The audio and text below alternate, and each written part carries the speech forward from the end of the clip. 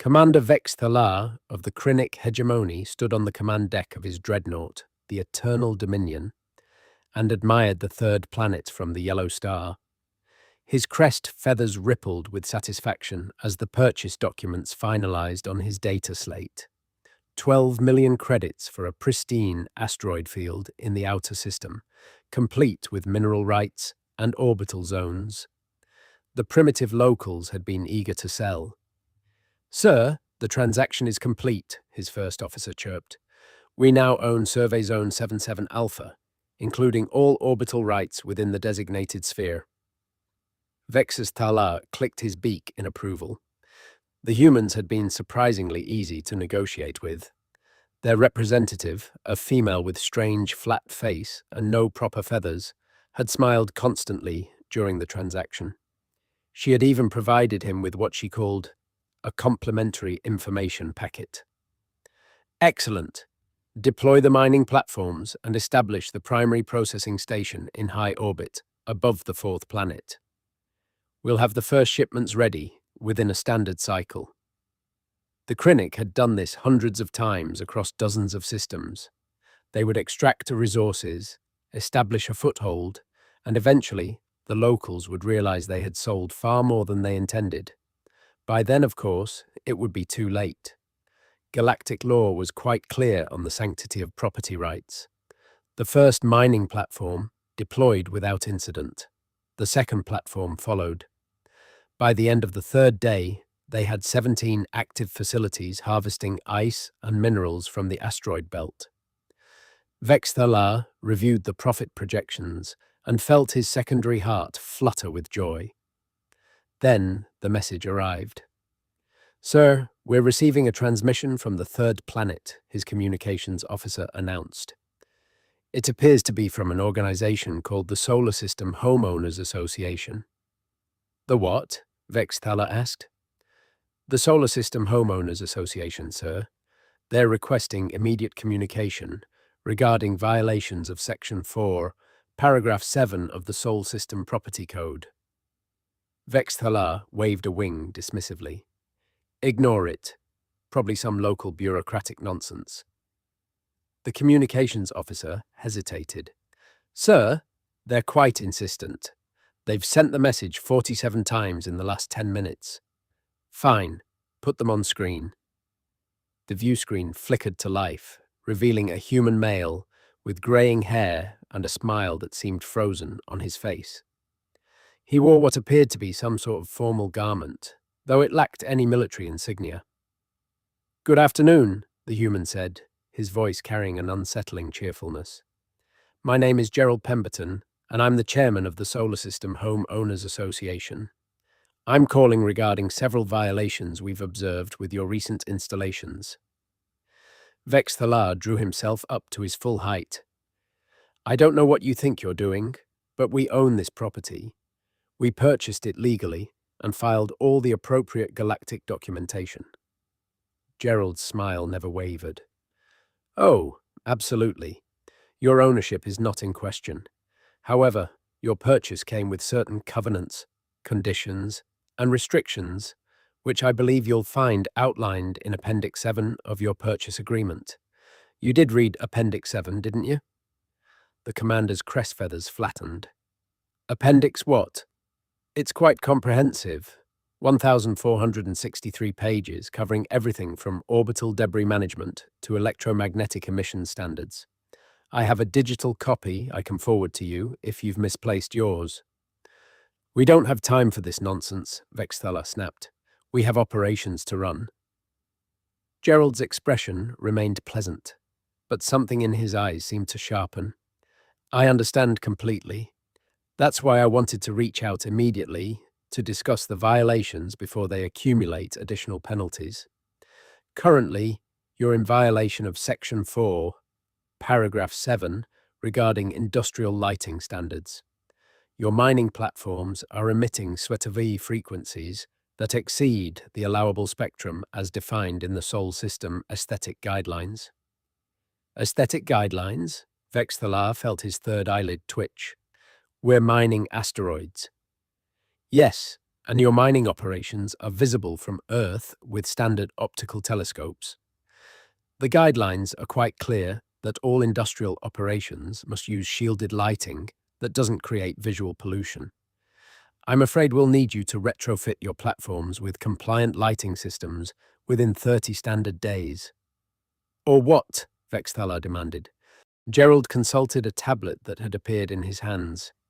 Or you'll be subject to fines of 50,000 human dollars per day per violation, which converts to approximately 800 galactic credits daily per platform.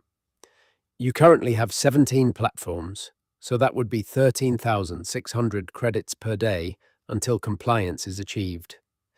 The command deck fell silent. You can't be serious, Vex'thalar finally managed. I assure you, Commander, the Solar System Homeowners Association takes these matters very seriously. Additionally, we've noted that your processing station is parked in Orbital Zone 4 Charlie 7 without the required clearances. You'll need to file a request for temporary structure placement, which requires a minimum of 45 days for processing, along with an environmental impact assessment for orbital zones. Environmental impact? It's empty space. Empty space that's part of a regulated orbital corridor, Gerald corrected gently. We have shipping lanes to consider, not to mention the migratory patterns of several spacefaring species that use this system as a waypoint. I'm sure you understand. Vex'thalar felt his beak open and close several times without producing sound. Finally, he found his voice.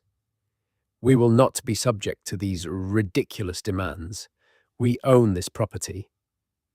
Subject to the covenants, conditions, and restrictions, Gerald repeated, which, I should mention, also cover noise pollution. We've been receiving complaints from several Earth-based observatories about your mining lasers.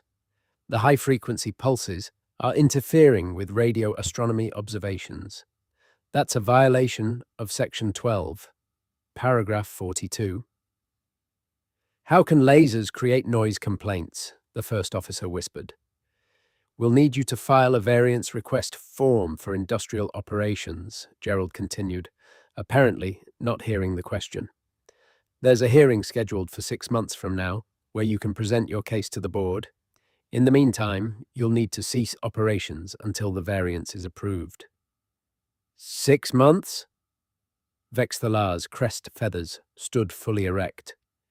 We have contracts, deadlines. We can't simply stop. Gerald's smile took on a sympathetic quality that was somehow more disturbing than his earlier cheerfulness. I completely understand your frustration, Commander. That's why I always recommend that new property owners attend one of our orientation sessions before beginning major projects. We hold them every third Thursday of the month. The next one is in 5 weeks. This is insane, Vex'thalar muttered. I have the violation notices prepared and ready to file, Gerald said. However, as a gesture of goodwill, I'm willing to give you 72 hours to begin compliance procedures before the fines start accumulating. I'll need written confirmation that you've received this notice and understand the violations cited. And if we refuse, the smile never wavered, then I'll be forced to escalate this matter to the Sol System Magistrate Court. Legal proceedings can take years, Commander, and during that time, all your assets in the system would be frozen pending resolution. I'm sure that's not an outcome either of us wants. Vex'thalar looked at his first officer, who had gone very still and pale. This is just one system administrator, the commander said. Surely we can work around him. Gerald cleared his throat. I should mention that the Solar System Homeowners Association has over 840 million members, Commander. We have a very robust volunteer compliance monitoring program. Very robust. 800 million? Yes, humans are quite passionate about property values and community standards. In fact, I have 17,462 messages just from the amateur astronomy community alone regarding your lighting violations. They've been very thorough in their documentation. Gerald tapped his tablet. I'm sending you a sample of the photographic evidence now. You'll notice timestamps, coordinates, and spectral analysis for each observation. The data packet that arrived was enormous. Vex'thalar scrolled through page after page of meticulous documentation. Every single one of their platforms had been photographed, analyzed, and catalogued. The timestamps showed that humans had begun monitoring them within hours of the first deployment. "This is harassment," Vex'thalar said weakly. "This is civic engagement," Gerald corrected. "Now, about those compliance procedures.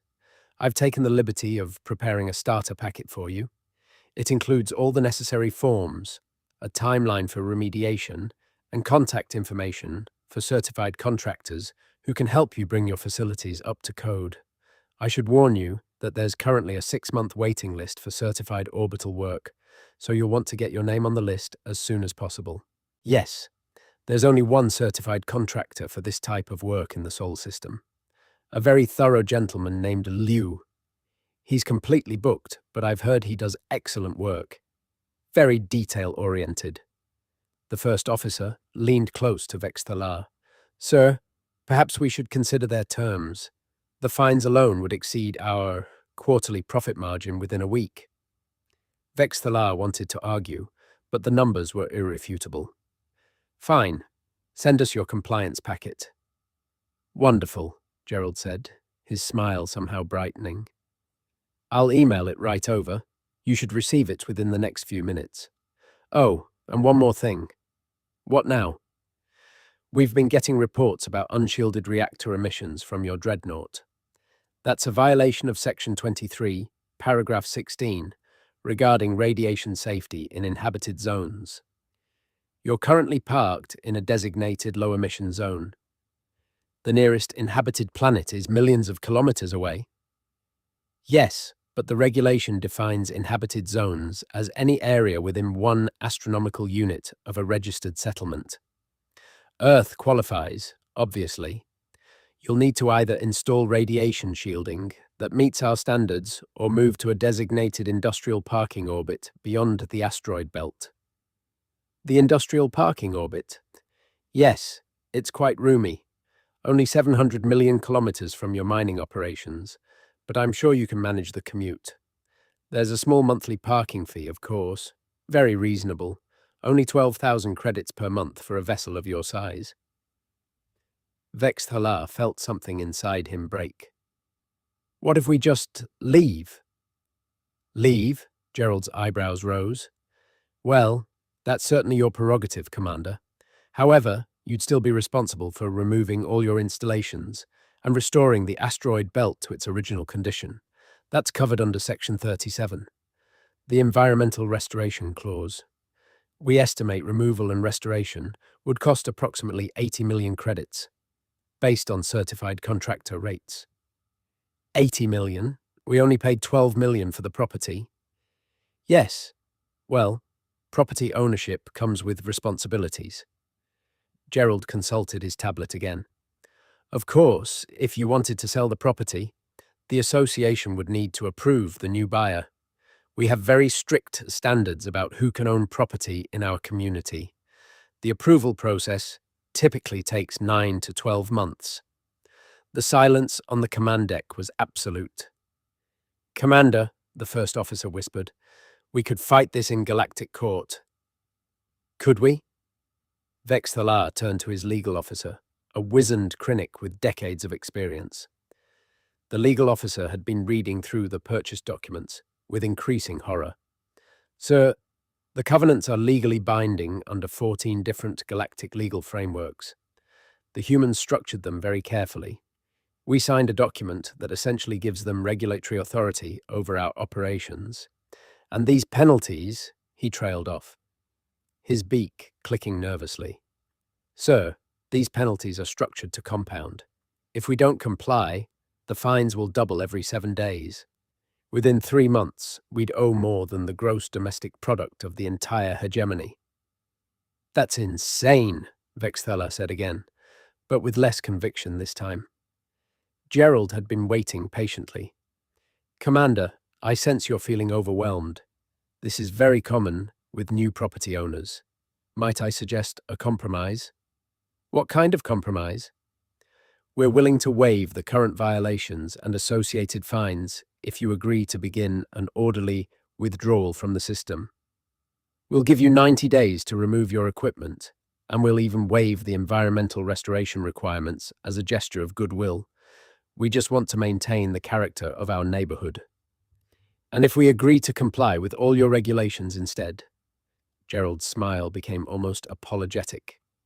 Well, you certainly could try, Commander, but I should warn you that we have 3,478 active regulations covering orbital operations. We add approximately 40 new ones each year, based on community feedback, and you would need to attend our monthly board meetings to stay informed of any changes. Monthly meetings? Yes, they're held on the second Tuesday of each month at 7 p.m. Earth Standard Time. Average duration is 4 hours, though last month's meeting ran a bit long. We had quite a spirited debate about the new asteroid surface reflectivity standards. Took almost 6 hours to reach consensus. The first officer made a strangled sound. Oh, we also require quarterly property inspections, Gerald continued, just to ensure ongoing compliance. The inspection team is very thorough. Very thorough indeed. The last inspection of the Mars Settlement Consortium took 3 weeks. Vex'thalar closed his eyes. He thought about the 17 mining platforms. He thought about the profit projections. He thought about attending 4-hour meetings about reflectivity standards. We'll take the withdrawal option, he heard himself say. Excellent choice, Commander. I'll send over the voluntary departure agreement. It's only 47 pages. Very straightforward. Once you sign it, we'll provide you with a detailed timeline for equipment removal and a certified checklist to ensure you don't miss anything. We find checklists very helpful. I'm sure you do, Vex'thalar said numbly. Oh, and Commander, I noticed that several other vessels from the Krynnic Hegemony are currently en route to the Sol system. I took the liberty of forwarding them our property regulations and covenant documents. I thought they might want to review them before making any purchase decisions. You what? Well, we believe in transparency here at the Solar System Homeowners Association. We want everyone to make informed decisions. In fact, 3 of those vessels have already sent messages indicating they're diverting to other systems.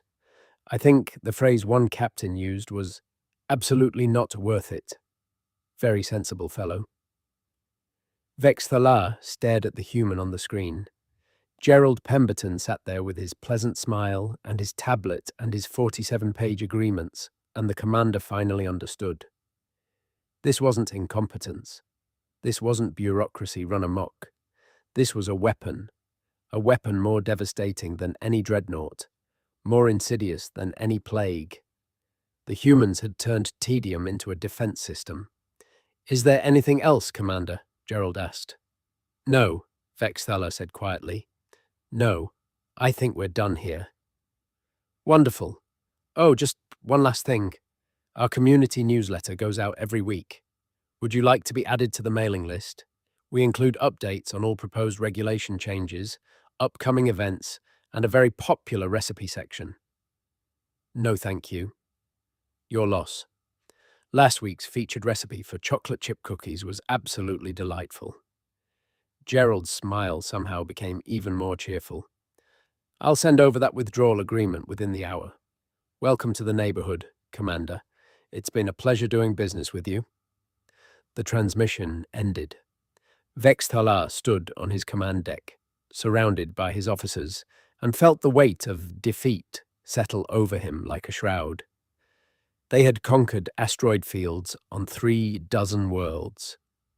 They had negotiated with empires and overthrown governments.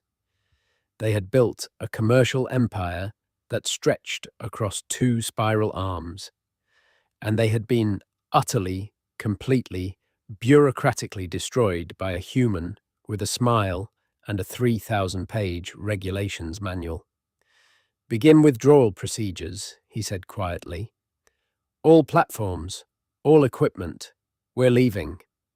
Sir, should we report this to the hegemony? the first officer asked. Vex'thalar considered it. He imagined trying to explain to the High Council that they had been defeated by property covenants and lighting regulations. He imagined their disbelief, their mockery. No, he said finally. We'll mark this system as economically non-viable due to local hazards. Recommend it be added to the restricted zones list. What kind of hazards, sir? Vex'thalar looked at the third planet, small and blue and utterly terrifying in its mundane, bureaucratic horror. The kind that can't be defeated with weapons, he said. The kind that kill you with paperwork and a smile. 3 months later, the last Krynnic mining platform departed the Sol system. The removal had been overseen by a compliance team from the Solar System Homeowners Association. They had been extremely helpful, extremely polite, and extremely thorough. They had provided checklists and inspection reports and helpful suggestions. They had documented every single step of the withdrawal process, and they had smiled the entire time.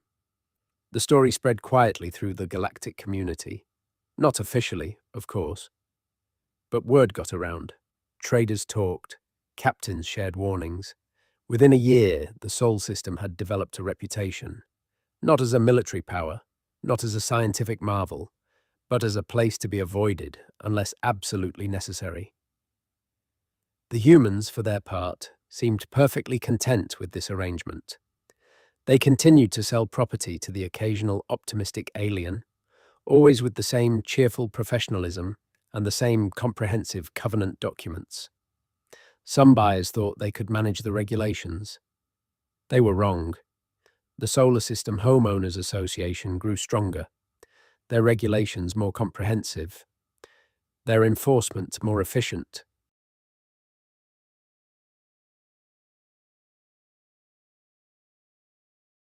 And Gerald Pemberton, chairman of the board, sent out his weekly newsletter and smiled his pleasant smile and thought about what new regulations they might discuss at next month's meeting. There was talk of updating the orbital debris standards, and someone had raised an interesting point about electromagnetic pulse shielding requirements. It was going to be a very productive meeting. Very productive indeed. Claim your seat at the apex.